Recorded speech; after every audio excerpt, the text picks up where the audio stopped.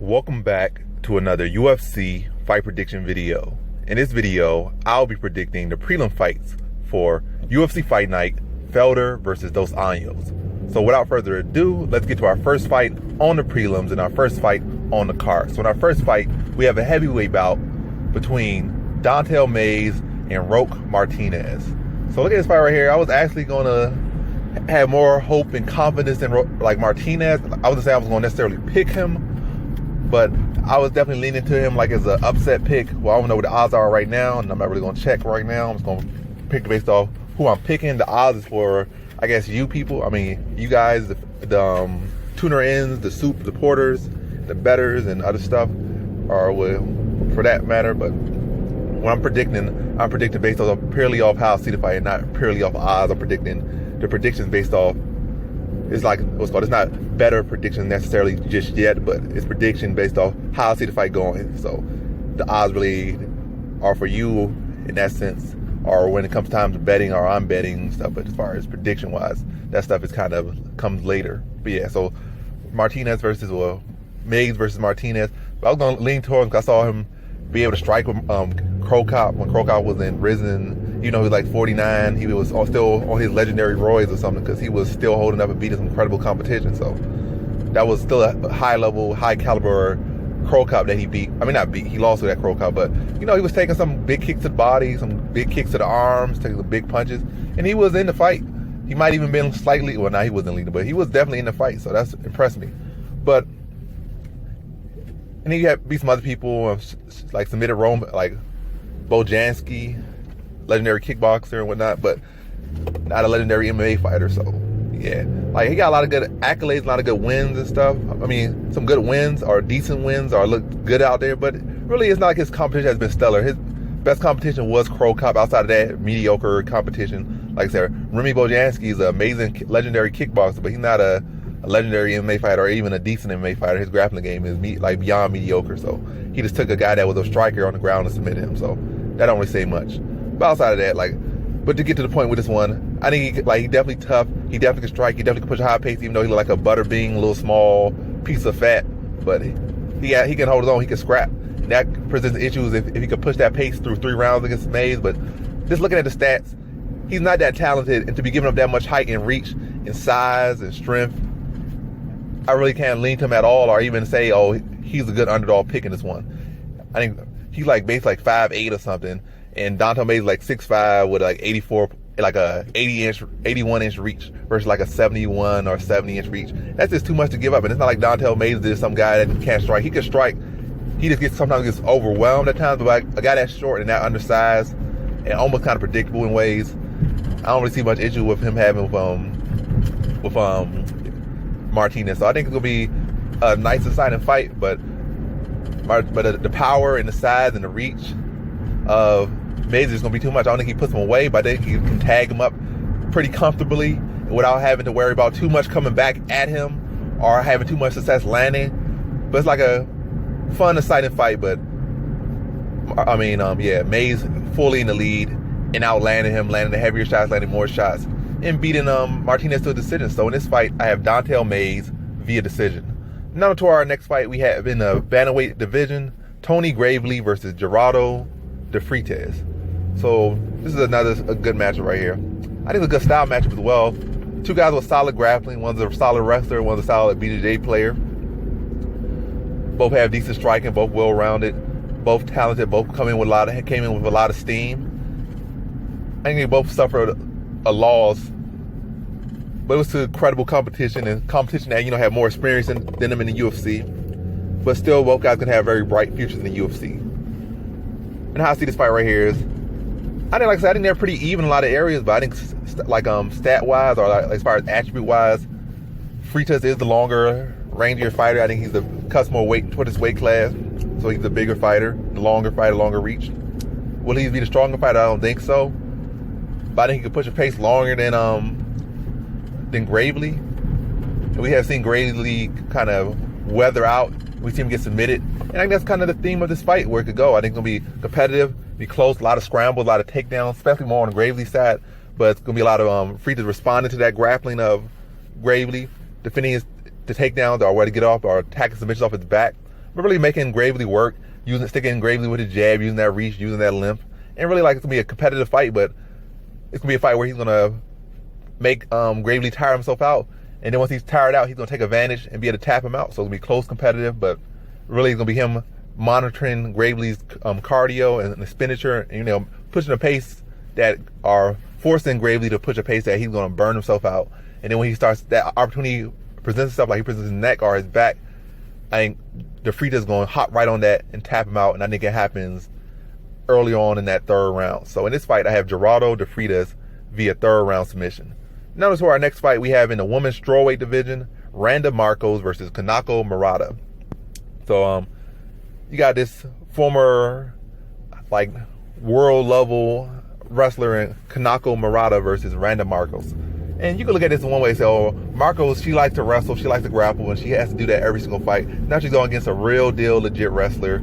And so this real deal wrestler should beat her. And like, they're doing the same thing, but she did it at a higher level. But you gotta realize MMA wrestling and regular wrestling ain't the same. Sometimes guys could be gold medalists. Well, we haven't really seen gold medalist wrestlers in MMA just yet. We've seen them in the past. We haven't really seen a full, well, we've seen them Cejudo, but yeah, let me say silver or bronze medalist or even a fifth ranked place or whatnot. There could be all this in wrestling, but wrestling only like 3 minutes, like 2-3 minute rounds or something, and no punches, no kicks, no submissions.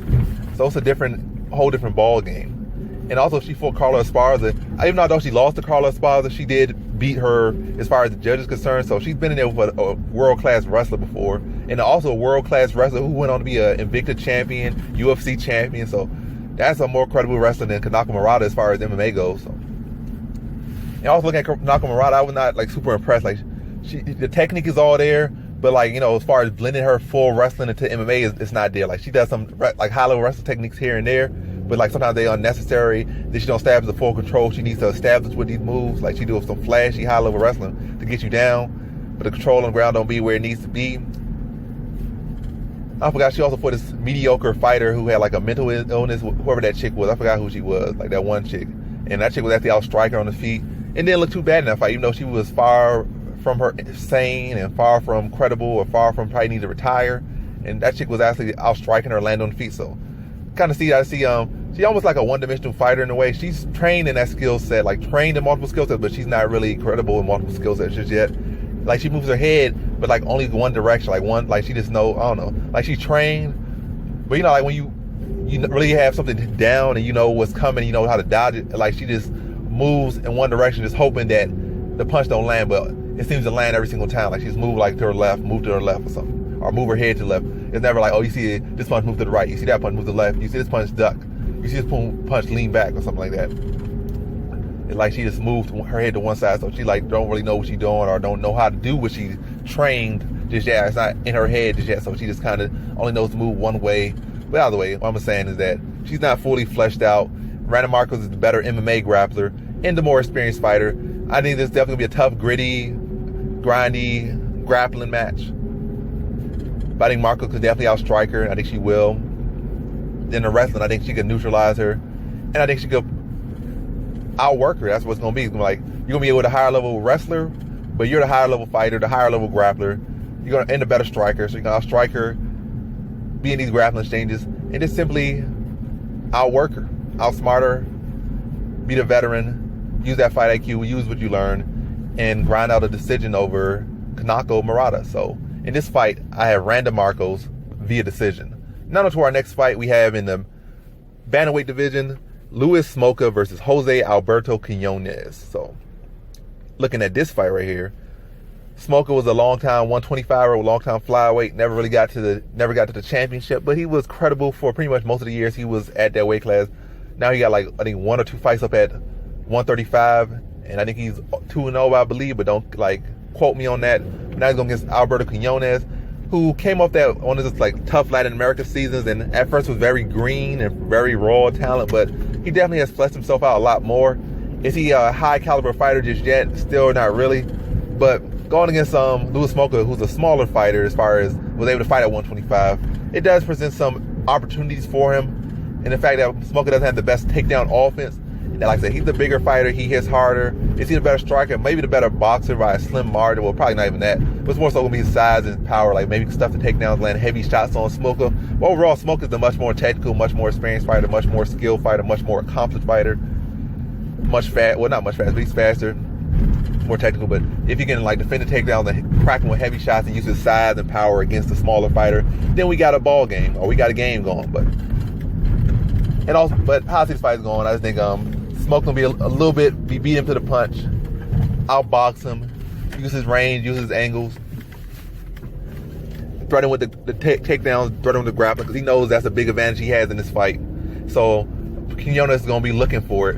Maybe he's gonna be trying to set him up like that. Smolka, so knows that that's such a big advantage. So he's gonna try to maybe set Smolka up, and Smolka gonna be knowing that Quinonez is so gonna be so worried about his grappling that maybe he's gonna set him up with something. But either way, I just see kind of close on the feet. Definitely the power making it closer than the number totals between the two. But I think Smolka is eventually able to latch onto him, take his back, drag him down, then work from there. Pepper him up. I think this happened toward the mid portion of the second round. I think the first round he's not really gonna get a takedown. He's gonna get some clinches and some like cage control, and last get some control time off with his strikes, and then let's get points with his striking. Maybe I'll land him by probably like 5, 6, 7 strikes, clinch him up, control time, maybe land a couple more strikes, maybe push it to like 15 plus significant strike differential between the two in that first round, but not get the takedown. In that second round, kind of rinse, repeat. Then in that second round, he's able to finally drag him down, get the back, drag him down, control him, pepper him up, and then tap him out in that second round. So in this fight, I got Louis Smolka via second round submission. Now to our next fight, we have in the welterweight division, Alex Morono versus McKee. So I'm gonna be real honest with this matchup right here. I want to lean to Alex Morono so bad in this one. I want to lean to him so bad, and odds are leaning to him so bad. But Alex Morono is a moron a lot of times out. No disrespect, but he be a moron. He literally said that I'd rather go out there and give us exciting fights than win. And he's trying to get to a certain amount of UFC fights. So he's kind of like a fanboy more than a fighter who's legit trying to get to the top bar. Sometimes he comes off that way when he says that. And a lot of times when he fights, he comes off as a moron at times. Like sometimes he come out there and fights brilliant fights. But no one will ever say this Alex Morono fight is my favorite fight, or Alex Morono is my favorite fight. No one in the history of ever will say that. Like, oh, this fight was so amazing from Alex Morono, or this is my favorite fight. I don't think anyone will ever say that. You might like Alex Morono, but you won't say that's your favorite fighter. Well, if you do, you're a rare breed of human. But so, advice to Alex Morono, who definitely won't watch this video, is stop trying to be exciting and just win fights. If it's going to be exciting, it's going to be exciting, but don't try to force exciting fights or come out there and go guns blazing. You're not sometimes it helps you in fights, or it pays off for you in fights, but just go out there and win fights. Use your black belt. And the last guy you fought, you just took him down. You probably could have submitted him real easy. We're going to go out there and get knocked out in 17 seconds. But you be going out there looking like a moron. Just use that black belt, and you pretty much can beat a lot of guys that you fight out there relatively easily, because a lot of these guys grappling just beyond mediocre, and you have a high-level grappling game. And then go out there and fight smart and stop coming out there trying to do dumb stuff. But yeah, so basically what I want to say is if Alex Morono will be making some dumb decisions out there, and if he went out there and used his black belt, I think he would beat McKee not easily, but it would be a much cleaner decision victory for him. I mean, cleaner victory, whether it be submission or decision or, I don't know, TKO or whatever. It'd be a cleaner fight for him, or the smarter option to mix it in, or fight with he got some sense. But I can't really trust him to do that. And now he's going against a guy who's going to be about 3 inches taller than him, I believe. But he's 5'11", 5'10", versus a 6'2" McKee. And McKee's no slouch in the grappling, but he's one of those guys that's they got some decent jiu-jitsu, but they're not really a high-level grappler. They'll throw up submissions. They got a good knack for jiu-jitsu and whatnot. But that could be played against them so that you could take them down and, ground a decision, because they're going to attack submissions. You just let them go for those submissions. You get assume control once you neutralize the submission or defend the submission. But either way, I don't expect Morono to make the smartest decisions, per usual, even though he was on a good streak up until his last fight. So I don't expect him to make the smartest decisions. I expect him to strike with McKee. And he even said he expects a fun scramble match or whatnot with him. So he's not sounding like he's in the best mindset for this fight. So I'm going to lean to Riz McKee uses the reach, be the better striker. Even though he's no Conor McGregor or whatnot, he's still 6'2". He still has some solid striking. He is the better striker between the two. And I expect Morono not to make the best decisions, not to mix and grappling enough. And if he does, it's going to be limited. So it's really going to come down to Riz McKee just outworking him, using his reach, using his striking, using his youth, outlasting, outworking, and beating the veteran fighter and being more technical on the feet. So landing the sharper strikes, landing the counters, setting him up, walking him into strikes, and beating Morono to the decision where Morono comes in, again, not making the best decision. So in this fight, I got Riz McKee via decision. Now to our prelim headliner, we have in the women's strawweight division, Ashley Yoder versus Miranda Granger. So look at them right here. You got two women who are two of the longer or lankier women for the strawweight division, both 5'7", whereas Granger will have like a 68 reach. Yoder will have a 65-inch reach. So Yoder actually fights somebody the same lankiness as her, but also has a reach advantage over her. A significant, well, not, yeah, definitely a significant. It's like a semi-significant reach over her. Like 3 inches is pretty significant. But yeah, look at this fight. I think striking is relatively close between the two. I probably lean that to Granger. But I think the biggest asset in this fight is going to be wrestling. I think Yoder has that wrestling and grappling. Granger does have some solid grappling, but I think Yoder is the better grappler. And she's the much better, not the much better wrestler, but I gave her a clean enough wrestling advantage. Matter of fact, I'm going to give her a significant wrestling advantage. It's like she just night and day better wrestling, but I'm like, it's significant enough that, because I feel like it's going to be significant enough that's going to factor in her winning this fight, and that's what's going to win the fight for her. So in that case, it is significant. And also, she looked good in her last fight against Livia Renata Souza. I think she won that fight, but they gave it to Souza, and other people say otherwise. It was one of those fights that was close. Most people probably going to lean to Souza, but some people, like a good bit of people, going to lean to that Yoder won that fight. But either way, I think this fight that it's going to come down to Yoder's wrestling. I think her striking improvements going to play a factor. It's going to help her, keep the striking total close on the feet. And then she's always been like a relentless fighter, relentless grappler. She pushed the pace. And I think that's going to be another big factor. So she'll be able to keep the strike total close, whether she's winning in the striking or losing in the striking. It's going to be a close striking match. Then the wrestling is going to lean it, edge it for her, getting takedowns, getting control, and taking advantage of Granger. I think over the course of the fight, it's going to be like a high-paced fight, but eventually Yoder's pace is going to break Granger down, and it's going to be able to take her back, establish control, land ground and pound, flatten her out, and TKO her in that third round. So in this fight, I have Ashley Yoder via third round TKO. And that concludes my fight predictions for the prelims of UFC Fight Night, Felder versus Dos Anjos. And as always, thanks for watching.